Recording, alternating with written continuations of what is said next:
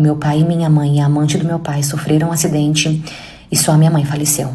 Hoje faz 8 meses que minha mãe faleceu e essa ferida ainda dói muito, só que eu acho que dói mais ainda pelo fato de como tudo aconteceu. Os meus pais foram casados há mais de 20 anos e eles eram um casal muito referência. Os meus pais, eles se amavam muito, eles se divertiam muito juntos, eles se bastavam juntos, eles se amavam. Então, assim, eles eram muito referências. E o meu pai, eles tinham um casal de amigos que era amigo deles há muitos e muitos anos. Inclusive, esse casal de amigo deles, eles são meus padrinhos.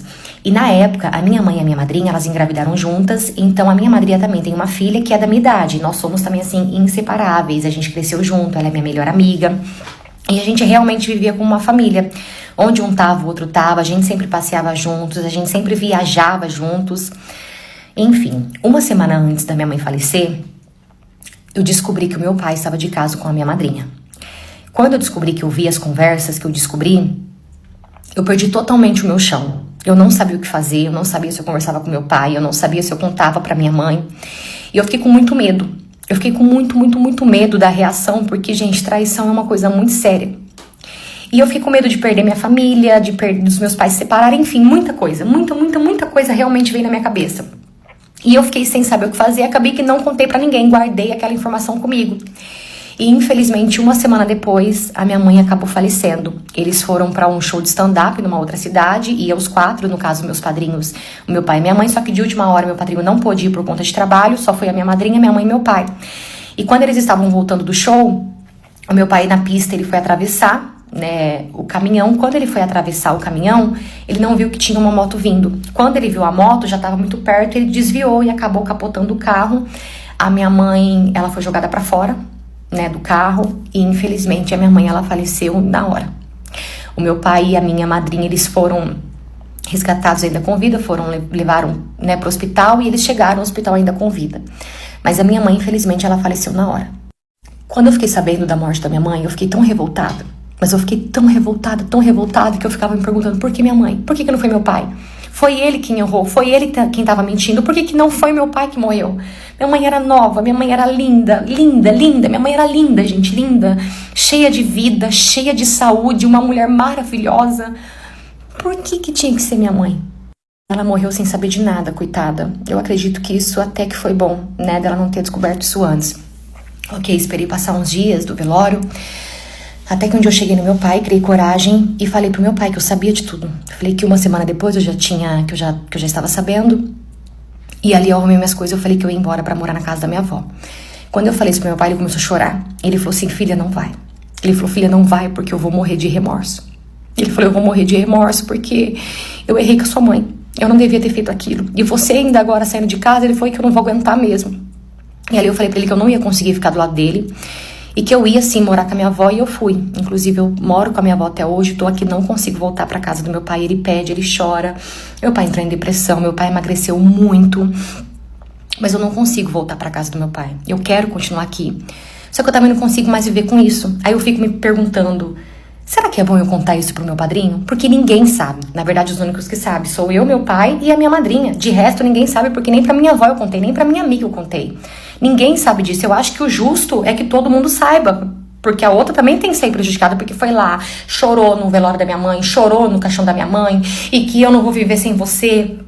Nó, que vontade. Que vontade real, que vontade de matar ela e também de enterrar ela junto com a minha mãe. Então a minha vontade é de contar tudo pro meu padrinho. Eu queria contar pro meu padrinho. Vocês acham que eu posso fazer isso? Ai, eu não aguento mais conviver com isso. Eu não aguento mais conviver com isso. Em junho agora eu faço 19 anos. Mas uma parte de mim foi enterrada junto com a minha mãe. E desde então eu nunca mais fui a mesma. Essa história também não é minha, e sim de uma seguidora que mandou pra mim lá no PP Vizinho. Aproveita e vem me acompanhar lá também, você já sabe, né? Eu vou amar ter você comigo lá todo dia. Tchau! Eu comecei a namorar uma menina que ela falou pra mim que ela era viciada em mentir. E que se eu quisesse namorar com ela, eu não só teria que aceitar, como eu teria que entrar nas mentiras dela. E eu me sujeitei a isso. Só que chegou um dia que a situação fugiu muito do controle. Nesse relato nós somos um macho muito do prejudicado, porque pra você aceitar um negócio desse, não é mesmo, minha querida gentil escultora, que não somos leitoras, somos escultoras. Pois bem, um belo dia, Eu conheci uma garota, né? E eu me apaixonei perdidamente por ela. Pensa aquela menina bonita, simpática, sabe? Foi apresentada por uma amiga da Unsa, né? Se bem que ninguém sabia dessa situação, mas enfim, eu culpo ela. E aí a gente começou a conversar, a gente começou a sair pra fazer datezinhos, não sei o que. E um dia eu levei ela pra jantar, depois de alguns meses, já na intenção de pedir ela em namoro. Só que se eu soubesse que isso ia acontecer, eu nem de casa não sairia, menina, que eu devia ter ficado em casa. Pois bem, como eu tava gostando dela, ela parecia estar gostando de mim, e aí eu comecei a conversar com ela. Falei, olha, eu tô gostando de você, não sei o que. Isso no jantar, tá? Isso a gente já tava no jantar, eu pedi ela em namoro. Queria pedir você em namoro, não sei o que. E ela ficou super feliz, falando que seria uma ótima ideia, que ela também estava apaixonada por mim, mas que tinha um porém. A questão, menina, foi esse porém. Pois bem, na hora que ela falou, eu quero muito namorar com você também, não sei o que, fiz o pedido mó bonitinho e tal, mas tem um porém, e eu preciso contar pra você esse porém. Eu já fiquei um pouco nervosa, eu falei, claro, querida, futura namorada, hable, o que que houve? E aí ela falou, olha, eu sou completamente viciada em mentir. Aí na hora eu já olhei pra cara dela assim, tipo, como assim, amiga? Não tô te dizendo, não tem um tratamento pra isso, não? Ela, não, porque eu gosto de contar, mas são pequenas mentiras, são mentiras inofensivas, e pra você se relacionar comigo, você vai ter que aceitar esse meu jeitinho de contar umas mentirinhas aqui, umas mentirinhas ali, e tá tudo bem. E eu achei que ela estava falando relacionado a mim. E eu falei, olha, não tá tudo bem. Como é que eu vou namorar com uma pessoa que está me dizendo que vai mentir pra mim? Mesma coisa de você começar um relacionamento com uma pessoa que fala, eu vou te tacar chifre. Você vai começar um relacionamento com essa pessoa, você vai ficar com o pé atrás. E aí ela falou pra mim que ela consegue controlar essa questão da mentira dela. E que as mentiras dela são mentiras seletivas, que ela pode escolher pra quem ela vai mentir ou não. E que nós podíamos fazer um trato de que ela não iria mentir pra mim, mas que ela mentia pras amigas dela, ela mentia pra família dela, ela mentia pra pessoas aleatórias no meio da rua, e que quando eu visse ela mentindo, era pra eu entrar na mentira porque ela tava apenas alimentando esse vício dela. E aí novamente eu perguntei, mas não tem um tratamento pra isso? Tomar um remédio? Não sei, minha filha, um chá de camomila, um calmante, um simancol, alguma coisa? E ela disse que não, que ela sempre foi assim, que esse era o grande defeito dela e que não sei o quê. E aí eu pensei, bom, você vai mentir pra mim? Não. Eu falei, são mentiras muito grandes? Não, são coisas bobas, só pra poder alimentar mesmo esse meu fogo de mentir. Eu falei, então tá bom, mas se um dia eu te pegar mentindo pra mim, eu não vou ficar com você. Ela, não, eu jamais mentiria pra você. E aí o jumento aqui simplesmente confiou em uma pessoa que estava dizendo que ia mentir pra você. Olha que alegria. E aí assim a gente começou o nosso relacionamento e a menina era uma querida, a família dela era uma querida, todo mundo gostava de mim, todo mundo apoiava o nosso relacionamento e realmente passaram-se assim 6 meses já de relacionamento e eu nunca tinha pegado uma mentira dela. E olha que eu procurava, porque eu comecei a ficar meio neurótico, sabe? Só que aí depois eu meio que fui relaxando, eu acho que esse foi o meu defeito. Quando eu fui relaxando, eu parei de prestar muita atenção e eu acho que ela entendeu que eu apoiaria ela em qualquer mentira. E era coisa boba, sabe? A gente, tipo assim, a gente ia sair e os pais dela perguntavam, vocês vão pra onde? A gente vai pro cinema. Na verdade, a gente tava indo pra casinha. Eu entendia que ela não queria falar pros pais que a gente tava indo pra casinha, sabe? Comprou uma bolsa. Foi quanto essa bolsa, minha filha? Só que achando muito dinheiro. Não, mas foi baratinho, não sei o que. Foi meu namorado que me deu. Eram mentiras muito bobas, sabe? Tipo, às vezes a gente encontrava uma pessoa na roupa de informação, ela inventava uma mentira, a pessoa devia se perder. Não eram coisas cruéis, eram mentiras bobas. Mentia pras amigas, marcava as coisas com as amigas e depois não ia, sabe? Inventava uma desculpa, inventava uma mentira. Eram coisas realmente, assim, bem aleatórias e eram coisas que, na minha opinião, eram bobas, que de verdade não ia fazer diferença na vida das pessoas, sabe? Mas a mentira estava ali. Com o tempo eu fui me conformando e fui entendendo que ela era sim uma pessoa mentirosinha, mas ela era uma pessoa mentirosinha inofensiva, sabe? Não fazia mal pra ninguém, não contava tanta mentiras assim, eram coisas mais bobas e ninguém sabia.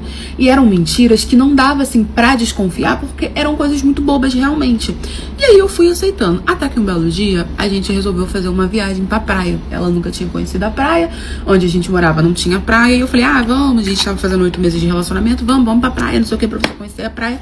E ela ficou feliz da vida. E foi ali que caiu o meu mundo, ali que começou o meu inferno. Por quê? Um dia a gente chegou na praia, conheceu o mar, tudo mais, não sei o que, hotel maravilhoso, e a gente desceu pra um quiosque pra poder tomar café da manhã.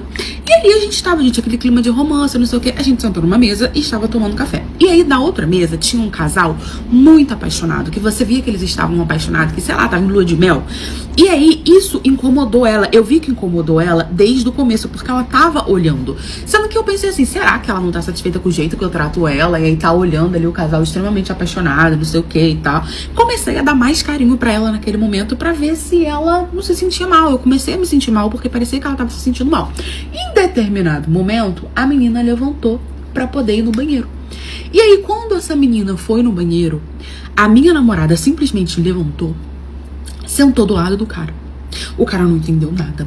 E aí ela começou a falar, você não tem vergonha na sua cara? A sua namorada do lado.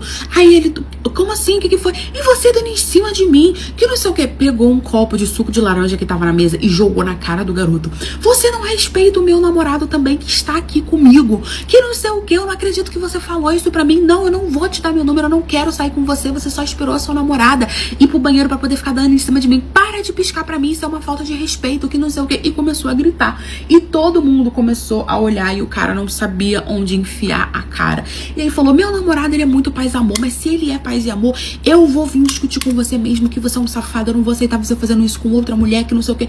Eu não tinha reação. Eu estava sentado na mesa, todo mundo olhando aquilo. Eu não tinha reação, eu não sabia com que cara olhar. O rapaz começou a ficar desesperado, falando que era mentira.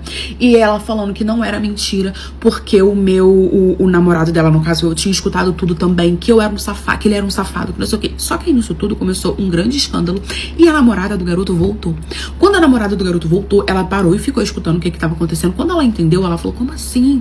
Ele tava dando em cima de você, do que você tá falando? E ela falou, meu namorado tá de prova, seu namorado só esperou você ir no banheiro, ele tava dando em cima de mim, deu em cima de mim na maior cara de pau, meu namorado tava incomodado, só que meu namorado resolveu não falar nada, então eu venho aqui falar, porque eu não vou deixar ele fazer isso com outra mulher, ele tá tentando te trair, pediu meu número, que não sei o que. Gente, começou a fazer um escândalo.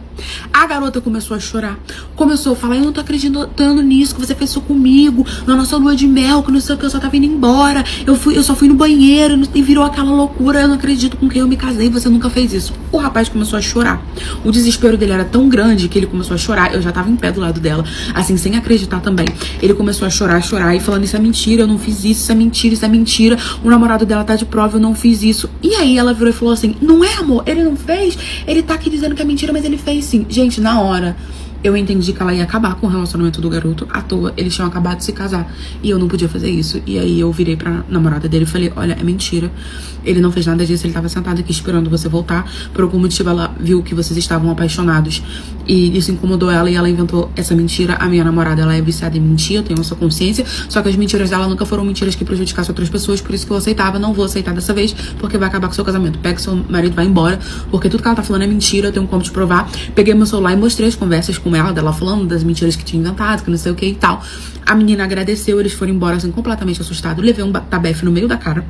Ela foi embora pé da vida. E lá no hotel ela terminou comigo falando que eu não tinha entrado na mentira dela. Pegou as coisas dela e foi embora. Eu realmente aceitei a mentira. Mandei mensagem pros pais dela contando tudo que tinha acontecido, tudo que ela tinha feito e tudo que ela tinha feito nesses 8 meses. Que eram mentiras bobas, mas que dessa vez ultrapassou o limite. E foi isso, gente. Acabei o relacionamento que eu não ia aceitar. Ela acabou o relacionamento do outro garoto à toa.